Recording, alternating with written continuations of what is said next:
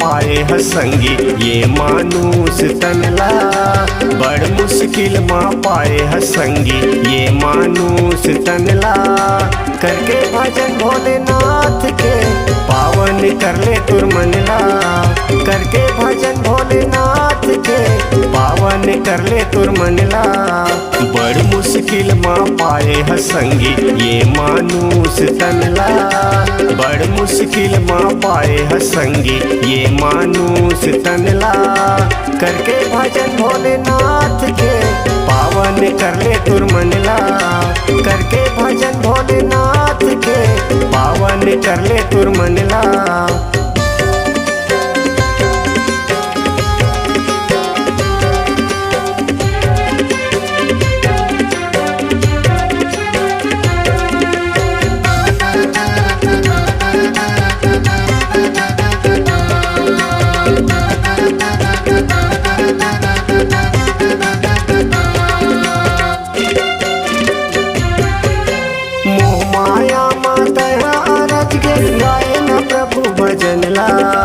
जाए के रास्ता बना ले रे संगी काया के कर ले जतनला।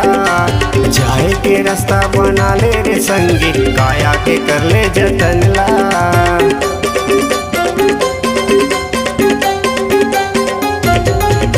मोह माया माता रच के गाए न प्रभु भजनला। जाए के रास्ता बना ले रे संगी काया के कर ले जतनला। जाए के रास्ता बना ले रे संगी काया के कर ले जतनला। हेती ओती भटकत हस संगी कर ले तय सत्संगला।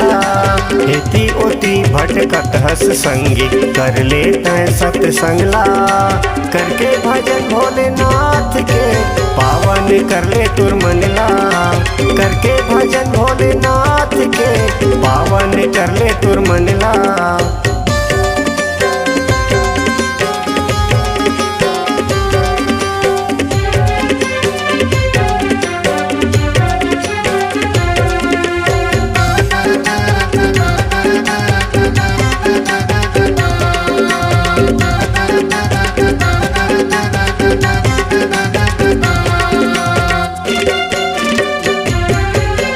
धन दौलत तोर काम नहीं आवन जावन नहीं तोर संग माँ।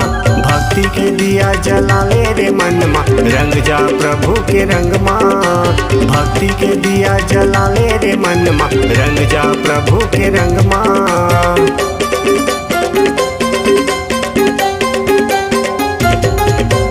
धन दौलत तोर काम नहीं आवन जावन नहीं तोर संग माँ।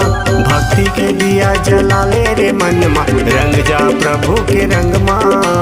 भक्ति के दिया जला ले रे मन मा रंग जा प्रभु के रंग माँ। धर्म करम तय कर ले रे संगी जाही यही तोर संग माँ। धर्म करम तय कर ले रे संगी जाही यही तोर संग माँ। करके भजन भोलेनाथ के पावन कर ले तुर मनला। करके भजन भोलेनाथ के पावन कर ले तुर मनला। बड़ मुश्किल माँ पाए है संगी ये मानुष तनला। बड़ मुश्किल माँ पाए है संगी ये मानुष तनला। करके भजन भोलेनाथ के पावन कर ले तुर मनला। करके भजन भोलेनाथ के पावन कर ले तुर